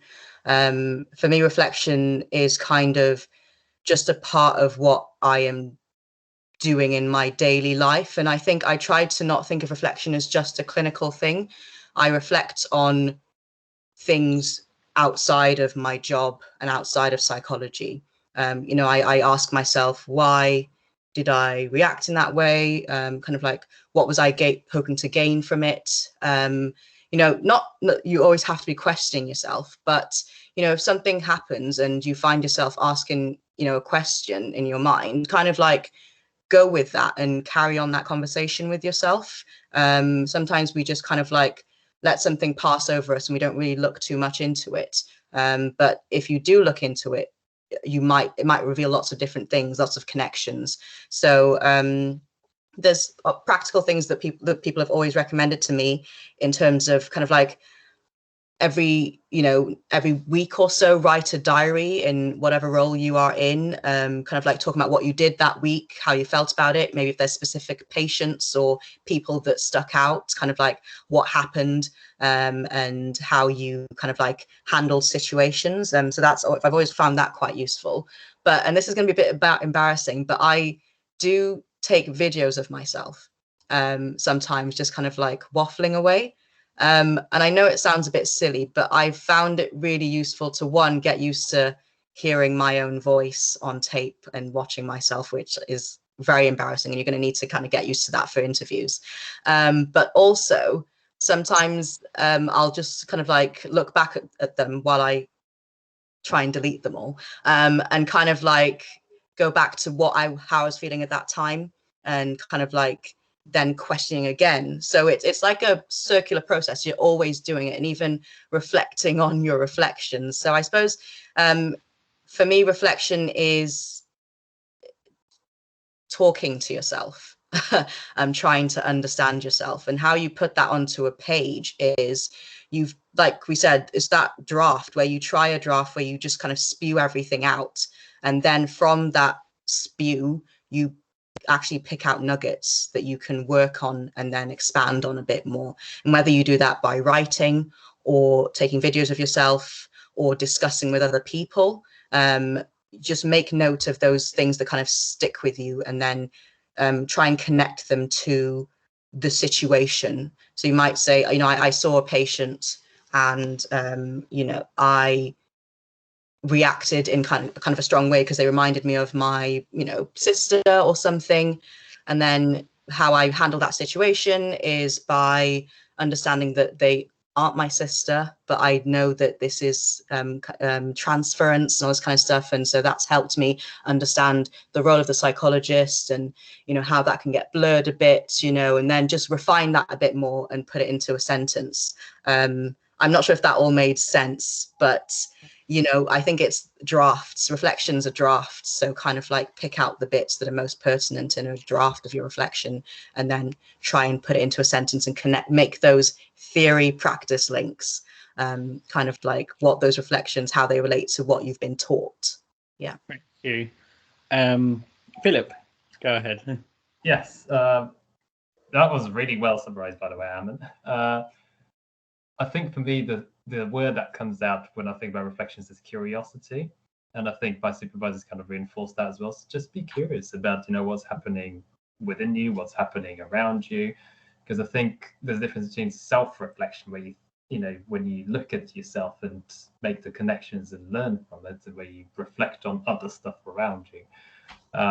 You know, I can give an example of where, you know, historically I've been quite a perfectionist, as you said, Jason, and a lot of us will be, where, let's say I've had a session with a patient, I thought, oh gosh, that didn't really go well at all. You know, I was, you know, hoping to like cover a lot more stuff with this person, but actually, you know, there either wasn't enough time, or actually something had happened and we covered something else instead. But when I reflected on it, I thought, well, actually, did I have to cover everything? You know, we spoke about very significant things with them, and, you know, they said that the session was helpful. So this is more reflection in terms of how I felt. So what Ammon was saying about recognizing your behaviors and feelings, I was kind of doing a bit of a hot cross bun on yourself, where you think, okay, well, I've noticed that I felt guilty in that moment because I judged myself for not doing enough. So it's almost like coming up with like a learning point, because sometimes I don't notice things until I do them very often. So it's taken years to realize that my multitasking skills are crap. And I've now comfortable to say that because I've admitted it to myself, and I've noticed in different situations, and I've worked around it. So I said, okay, so what can I learn from that? That it's better for me to do things one at a time. So again, there's so many situations in day-to-day life. It doesn't need to be clinical settings necessarily where you've noticed it, where you've just stopped for a minute and said, why did that actually happen? How did I feel about it? What did I learn from it? Right, and just being aware, we've got about 22 minutes, so sorry, I'm not waffling on. No, it's absolutely time finished now anyway. Who else wants to kind of share a little bit on that? Tara. Well, I think I was just going to say, because I think one of the parts of the question was, how do you put this across in the application? I think it has to be a very condensed version of your reflection. So I think starting sentences with "I learned blah blah blah," "I realized blah blah blah," "I saw the impact of," and then "this made me." So you have to kind of not just say what the reflection is, but what the impact of the reflection was. So upon reflecting on my experiences in that service, I changed how I did X, Y, and Z. So there's no point having the reflection if it doesn't do anything. It needs to move you somewhere, or do you know what I mean? So I think I wouldn't get too caught up in what the reflection is so much as just something brief, and then think about what was the impact of it and how did you change as a result. So even if you're saying something like, oh, I now understand that, whatever, even if it's something really blatantly obvious, like, oh, I now understand the impact of sociocultural factors, having seen, do you know what I mean? I would kind of think of it that way. I also think you can talk about, I think it's important not just to say I reflected, but to talk about the structure of the reflection. So you don't need to say, oh, I used Gibbs' reflective cycle, but what you could do is say, whilst, through reflecting and supervision, this expanded the scope of my competency. This allowed me to build upon my resilience. Do you know what I mean? So I think it's thinking about that as well, kind of that you're not just reflecting in this kind of vacuum, that, there are other people there as well. And very quickly, you mentioned a model there. So for anyone not familiar and just isn't used to reflecting, Driscoll, Kolb, Rolfe are some examples of brilliant models to help get you started on that. And we talked about that quite in depth yesterday, and the recording of that will be there if you want to hear more. But Victoria and Nineb, anything else to add? I guess that I think my approach to reflection was a little bit different, in that when I sort of wrote my statements, I was off work sick, so I was in a position where I wasn't really liking psychology at all and not sure if it's what I wanted to do. So I took quite an organic approach to it, and actually was trying to find why actually do I want to do clinical training, because at that moment in time I wasn't sure anymore.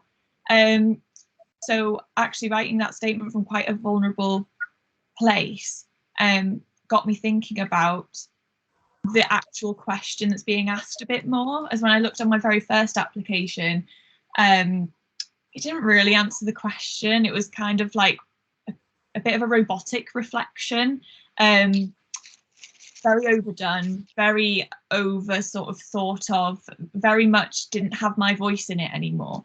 Whereas actually doing it from quite a vulnerable position, knowing my own vulnerabilities, thinking about, yeah, I've got these experiences, but what if there was someone who had the exact template of my experiences, like work experience, I suppose, but yet different life experiences, different journey up to that point, they would say something completely different.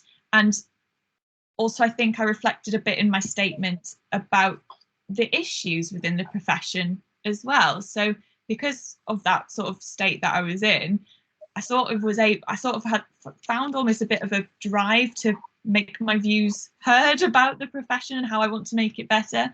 So I think there's definitely reflecting on what you've learned, but also about what you're actually wanting to bring to the profession as Great. well. Yeah. Sorry, just aware of the time, and we got to hear from Nineb. So I'll keep it very brief. What really changed it for me was, instead of thinking what they want to hear, what do I want to say? That's what changed the reflection for me. The first time I wrote my application, I was talking about all this jargon. I want to be an evidence-based practitioner. I want to do this. I attended CPA, CTL. None of that really matters to who I am as a person. So when I came to reflection, I really, what impacted my work? What really spoke to me as a clinical psychologist, as an aspiring clinical psychologist? And when I think about my own identity, a lot of people ask, how do I bring my own identity to the form?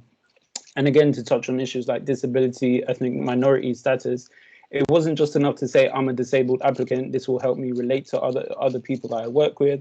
I reflected on the ableism that we see in the profession, the way we pathologize people we work with, the barriers that people experience when they work on that. So that's how I spoke on the reflection on that part.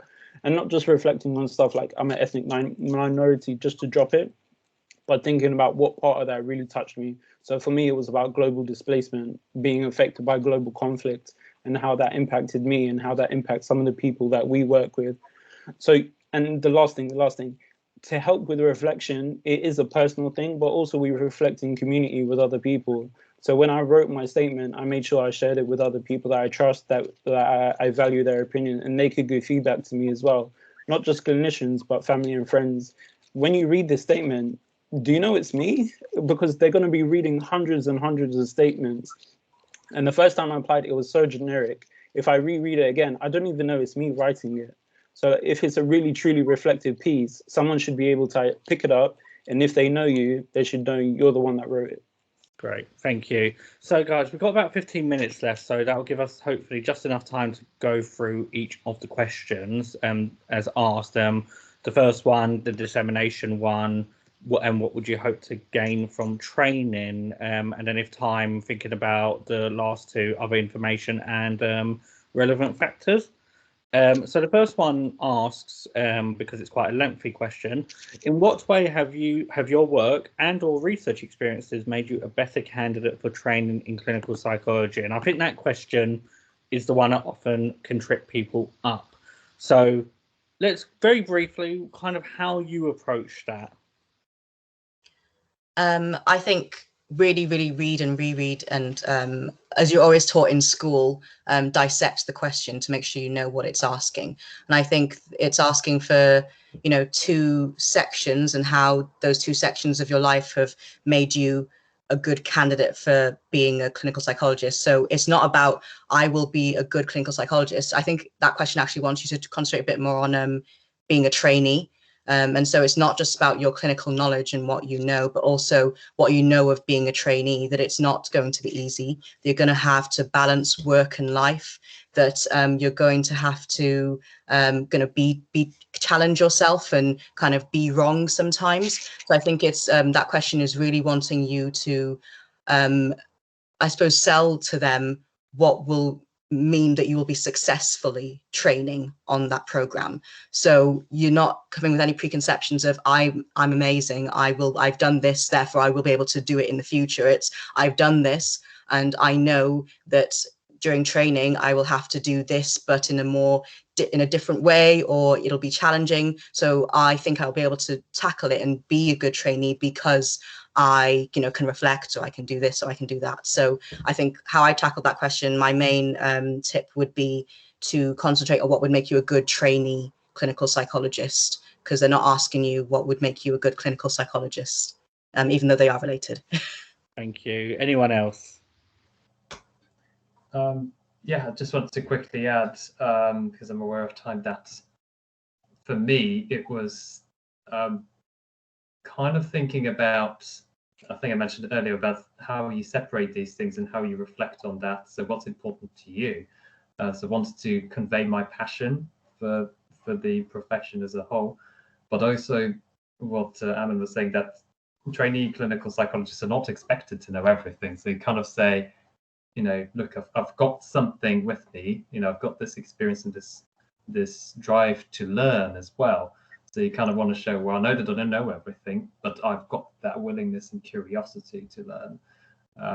This is, and you can talk about examples. I find it really helpful because I'm quite a visual person myself. So when someone just auditorily gives me some information, I can't often understand it. So when it's presented more visually or when there's examples involved, I find it a lot easier to relate to it. So I've mentioned certain examples where I've implemented something that I've learned, something that I've observed, and how that's made me a stronger candidate. So certain challenges I've had and what I learned from that. So they don't want to see that everything has gone perfectly well, for you in your life or in your work. They want to see that you've learned and you matured as a person as well. That you're not, you're not a clinical psychologist, but you want to become one and you want to learn more. I hope that wasn't too ambiguous.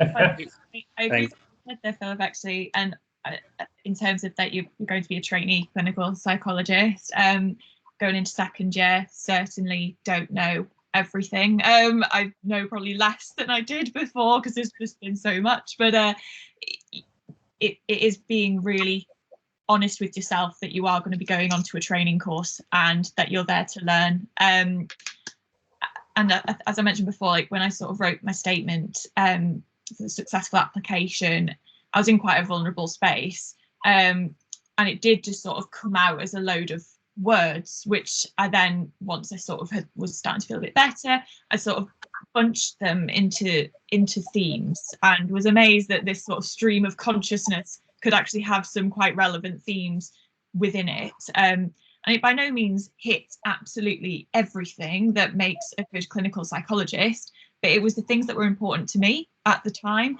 and it's just literally answered the question, what about those experiences made me a better candidate than what I was beforehand. So I think we do sometimes get hung up about trying to cram everything into this, but it is really about what is it that makes you the candidate that they should pick for clinical training. And I think to say as well is, with that part of the statement, try not to have too many people read it. On my first application, I sent it round to so many people that particular bit, because I was like, I want it to be perfect, But then the second time, my supervisor and my mum read it. The reason why, and it was mentioned before that it has to be recognisable as you. So that's why I got my mum to read it. I was like, does that sound like me? She said, yeah, that sounds like you. Good job. So just having a couple of people check can be helpful, but try not to have too many people check. Thank you so much. Who else?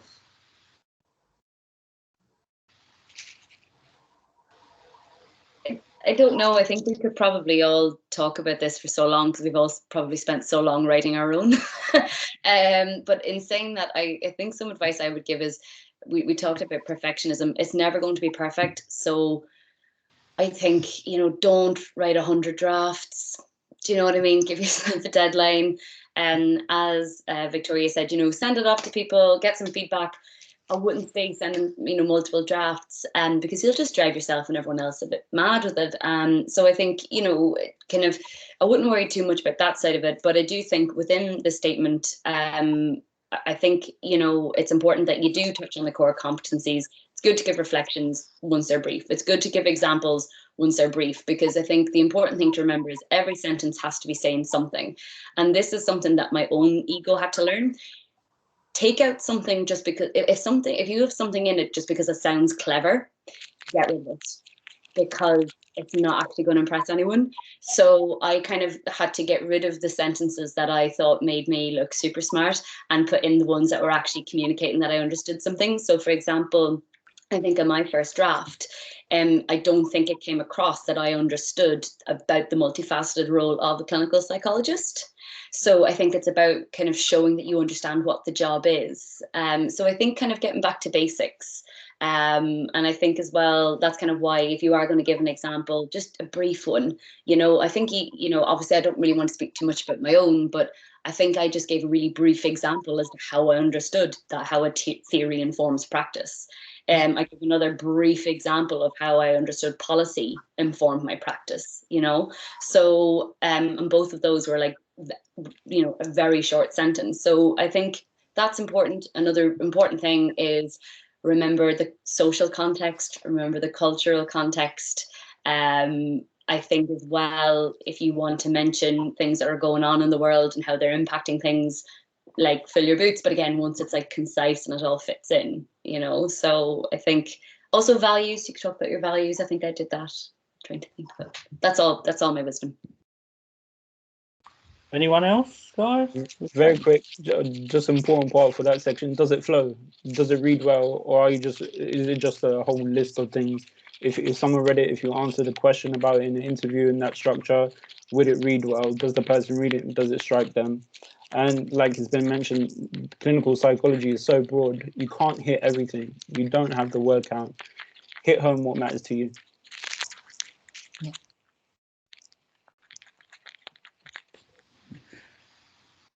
Anyone else on that one, the big meaty one? I think that was all.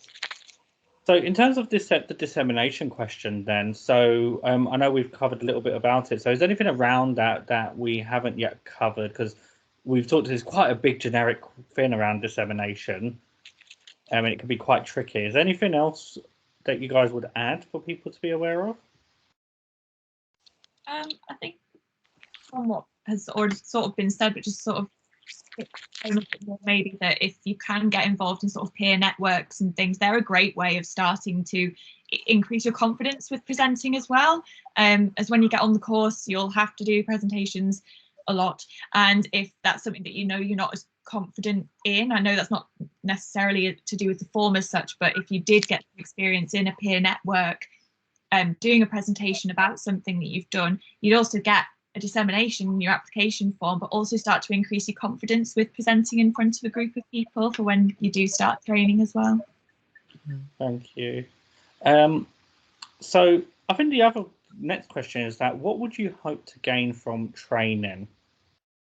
And I think this one can be quite risky if people tend to get a bit too specific and pigeonhole themselves into like, I want to learn to do therapy. Well, that isn't really what CPs do alone. Yeah. I think you're right there. It's not about being specific in the sense of, looking at the curriculum and pointing out things that are there that you want to learn. They know you're going to learn that, like that's already a given. So it's a bit stating the obvious if you kind of like go specific like that. I want to learn about CBT, etc. So I think how I tackled that question was to just be a bit more open, and I think I definitely talked about meta competencies a bit more, leadership, and what my aspirations and thoughts for the kind of clinical psychologist I wanted to become. That's what I wanted to gain. So when we talk about clinical psychology, what is it becoming? It's definitely not just therapy. It's not just clinical work. We're now looking to, influence policy, to kind of upskill the general public to be, working in more psychologically minded ways, to support staff, to kind of like shape the health care sector, not just mental health, but, physical and mental health working together. That's what clinical psychology is moving towards. And you can definitely be more of a clinical psychologist that sticks to therapy and client-facing work. But I think as the NHS wants clinical psychologists to, be a bit more of that kind of infrastructure part of the NHS as well. So I talked a bit about how I'm conscious of that. And how I would like to gain the skills to be able to be that kind of clinical psychologist in that section. It was more, I suppose it's like that microscope thing, isn't it? I was looking from above and kind of like rather than at specific things. I didn't explain that very well, but the microscope was kind of like zoomed out in a sense. I do get what you mean, yeah. Yeah. And I think, I was going to say, does this all come down to this idea of why clinical psychology? Like, why specifically this doctorate? Why not the CBT training or a PhD?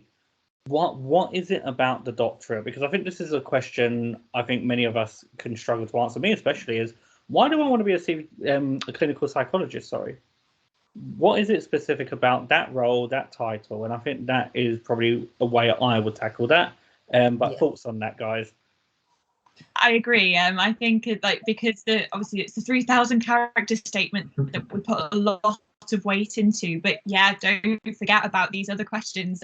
So this one about what you hope to gain from training, that is digging deep. That is thinking about what actually do you want, because you could read on the Clearinghouse website what they're going to offer you, but what does that matter to you? And as well, I think that's where you can acknowledge if there are any sort of, weaknesses in your experiences at the moment. I don't like saying weaknesses, better word, but yeah. Things that maybe haven't got as much experience in.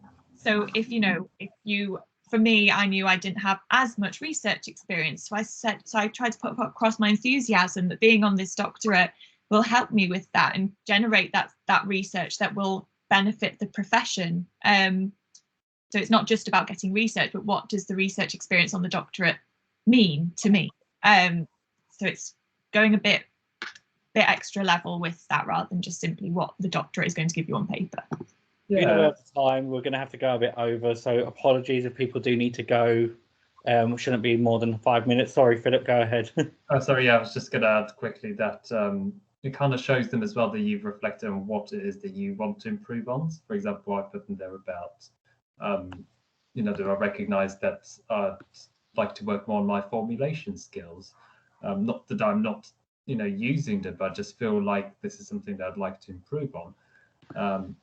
So again, it's thinking about, well, what is it that I actually do want to get out of this that's not already on the curriculum and kind of obvious, essentially. Right. Very briefly, I spoke about areas of collaboration that I wanted to collaborate with in terms of trainees, other service users. I talked about hopes for improving service accessibility. So thinking about barriers to service users, again, applicants. And I did focus on specific areas that I'd like to think about and explore. So especially trauma-informed care. So I did a bit, like you're saying, a bit microscope zoomed in and a bit zoomed out. Both. Yeah, and just to make it clear, what I meant in terms of pigeonhole is kind of saying very something specific, like, and generic at the same time. Like, I want to learn CBT. I want to learn this model of therapy, because then you're under risk of telling them that you want to be a therapist. My first application, I said I want something along the lines of I want to be an evidence-based practitioner. What does that mean? It doesn't mean anything. Yeah, good point. Anything else to add on that, guys, before we look at the next one, which is the other information? Okay, so the next question is quite unique, isn't it? Because it asks about the other information about yourself, so your activities, your interests, all outside of psychology. And that it definitely has a different flavour to the application, the unique one. So what are your kind of thoughts and how did you approach that? I think you need to be honest. Don't say what you think they want to hear. I've mentored people and I've read applications that say, that you do mindfulness all the time and that you do yoga every morning and all of this. And it's like, you may well do that. However, it doesn't come across as that genuine when you see that on lots and lots of applications. And I've certainly seen it on one. Be honest. If there are things that you like to do, tell them about it. They want to know that you're a human being, and as well that when you're on the course, it's intense, and there will be times where your hobbies have to be put to one side when you have all your deadlines and things. And what they want to know is that you're going to try your best to keep that part of your life going whilst you're on training, because life doesn't stop when you go on training, and it's almost an opportunity for you to be that human being and really talk about things that you're passionate about outside of psychology, because no one's life is 100% psychology, so just there's no point pretending it is. So just be honest as you can in that question. It's my favorite question, that one. Yep, go on. To be honest, there is no perfect way to answer it. It's just about, well, what is it that's important to you? That's as simple as it is. That's not psychology related. I put in there about my passion for music and playing musical instruments and incorporating that into different things that I do, or the fact that I was training for like a half marathon at the time, and that it was a challenging thing to do, but I was really motivated and driven for that, or that I volunteer because I want to be part of the local community, and all of these things that are important for me, and obviously they're going to be unique for everyone. There's no perfect way to approach it, really. Yeah. Yeah, I mean, I think you can also be quite creative with it. It's a space, obviously you can't draw them a picture or something, but, I think you can buck convention a bit. And that's what I did with mine. I took a bit of a risk. I don't particularly want to say what I did because I feel like then that'll just, you get an inundation of applicants that just all do this. And that's not what it's about. It's just that, you can write and kind of like put whatever you need to in there to express who you are as a person. And it's not that much space, but as long as it's something that works for you and shows who you are, then it's right. It's basically there's no wrong way to do that. And then I think this comes to that final question, the optional one, which is if there are any factors relevant in assessing your application. So how would you, what kind of, I guess keeping it generic without giving a specific answer, kind of what is the purpose of that question, the way you see it? I hope it made it important for me to discuss my disability and to highlight that there are certain reasonable adjustments that I require. As I won't go into massive details on that, but there are things that need to be considered for placements. But Nina said this earlier, that actually don't say it for the sake of saying it, but if it's something that is important in the setting, the application, then absolutely put it in. So for instance, I had to say that with my condition, I can't do home visits, I have to be based in the clinic. So I put that down because that's something that, especially for the courses that I applied to, they are quite large geographical areas. So that is important for them to know that I would need to be based in a clinic. So it's just keeping it relevant. I think for this section, something to bear in mind, there's been a real recent emphasis on the idea of contextual admissions. So if you feel there are gaps in your experience or gaps in your academic attainment for specific reasons, coming from a carer background, be honest with yourself and reflect on, do you want to include that information there? If you feel you attained a level of a degree that's not reflective of your academic capability for whatever circumstance it was at the time, have a consideration. Is that something you want to put tactfully there? Not just as simple, I got a 2-2 because XYZ, but like said before, with context, with reflection and meaning to your application. I personally, as a carer, I didn't mention it in that section, so don't feel obligated to put everything about your context into that part either. I left it blank. Yeah, I think don't be afraid to leave it blank. That goes for every section, apart from obviously a few key ones. And I think for that one, don't be tempted to do a continuation of that main personal statement in there. That's not what that box is for. Again, read the question if there's anything else that's relevant. And I think things like, your circumstances, etc., are relevant. I put in there that I felt that my first undergrad degree, I got a low 2-1. I didn't think it was reflective of my capabilities. And so I went and did a master's to kind of prove to myself and to, gear myself up for doctoral training. And that's what I put in there. And it was very brief, but it's what I felt was relevant for them to get to know me. So it's not about making excuses or anything like that, because I didn't have any kind of particular excuse for getting a low 2-1. I just did. But I did just explain what that low 2-1 meant to me and what I did in relation to that to help myself be a better trainee. Anyone else got anything to add, guys, on that? Nope, it was all well reflected. Yeah, perfect. I know we're over time. I do see that someone has a question on the dissemination, asking whether that section only applies to your professional and academic life, as they have lots of experiences of service users being representative on steering groups, conferences, and so on. I wouldn't think so, but I'm not sure. I would say that's absolutely fine, but what do you guys think? Yeah, if I understood that correctly, they have experience as a service user doing things. Yeah, they Yeah. themselves have been, yeah.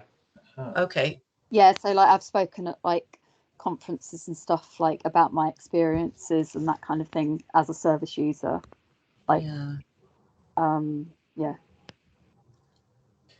I'm not too sure, 100% sure, because it's a dissemination of your work, which is making me think something that you've created, put together, some project. I don't know.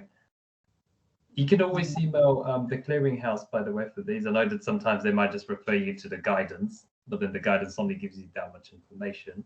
I'm a bit unsure about this one myself. Yeah, I suppose it's different if you've talked about it, or if you maybe collated something. If there was a presentation involved and there was, I don't want to say anything because I'm not too sure, but it might be something to ask one of the universities. I think what this really highlights is just how there is no specific right way to approach this application.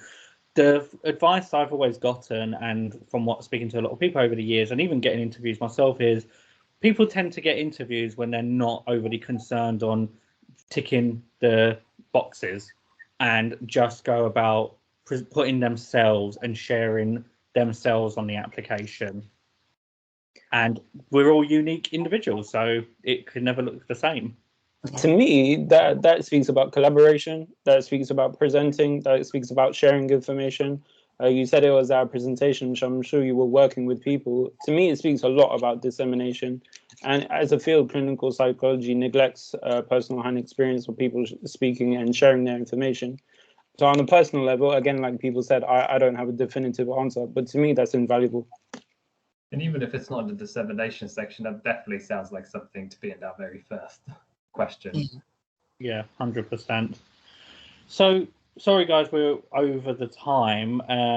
Apologies, it's always hard. There's always so much to discuss with these things. And just before we go, it'd be great to kind of hear final words of wisdom from each of our presenters. Ninep, since you're first on my screen. 2 things. Don't forget your documents. And like I said before, don't think about what they want to hear. Think about what you want to share. Philip? If you are really passionate for this, you really want to go for it, then do go for it. Last year I got an interview, but I was rejected. I could have so easily chosen to say, you know what, screw this. But actually, deep inside, I really, knew I wanted to go for this route. So, don't give up hope. Haman? I think it's a very difficult process. Reflection is key, before, during, after. So make sure you're doing that throughout. And if it doesn't happen, that's okay. It doesn't reflect on who you are as a person and your potential. This is very, very competitive. So just be very kind to yourself. I know we say it a lot, but it's really, really true. Yeah. Victoria? Find your why and stick with it, regardless of what hurdles this path will lead you on. If you have your why, that will keep you going. Thanks. And Tara? I think my main piece of advice is the difference between when I did get a place and when I didn't was how much I spoke to other people, how much I got support from others, how much I had conversation, you know what I mean? Having those conversations with people. I don't think anyone really gets to the doctorate entirely by themselves. So I think do ask for help. Nobody minds. You're not inconveniencing anybody. I feel everyone is busy. That's true. But I also feel like everyone is willing to help. So do ask. And I think the other thing is, don't just hover over your emails for months. You'll get a notification about an interview when you get one, and make sure you're kind of living your life alongside it and doing other things. Oh, and one final thing is, if you think there's something missing from your application, you actually have a little bit of time left to still do some things. There is still time to book a CPD event at work and deliver something. There's still time to write a letter to the BPS that they might publish. That's an opinion piece on something. There's still time to do stuff. if it's within your bandwidth to do it right now. So. Thank you, guys. I just have 2 final points to say in terms of disappointment. It is absolutely okay to feel angry, upset, want to scream, want to cry. Do not deny those emotions. It's part of being human. Accept them. They will pass. And then be kind to yourselves once those kind of the sudden shock of those emotions hit you. The second part is don't use your application to explain the what, but think of the why. Why is this important? Why am I mentioning this? Why am I using this as an example of my learning? Yeah. Anyone else? Final words before we go and drink? Good luck to everyone. Yes. Thank you for coming. Yeah. And thank you to Jason. Thanks for organising and having us. Yeah. Thanks very much. My pleasure. Apologies, it wasn't the best organised. Like I said, I've been frazzled for the last 2 days. I'm not on the laptop at all tomorrow. But thank you all so much. Thank you to our presenters for their generosity in coming and speaking today. Please do consider joining the Discord, the Facebook group. All of these are great places to network and communicate. The Facebook group has an inbuilt mentoring system. Do look at joining that if you're looking for a mentor. If you're looking to mentor someone, you don't have to be on the training to do that. If you're an AP or a PWP or a research assistant and you want to help mentor someone in that, that's all valid. If you want a mentor, go and seek one through the Discord, discuss, share ideas, talk to each other. It's all there and it's all going to be helpful. Thank you all for coming. Apologies for going over, but have a great night. Thank you. Bye. Bye-bye. Bye. Thanks very much.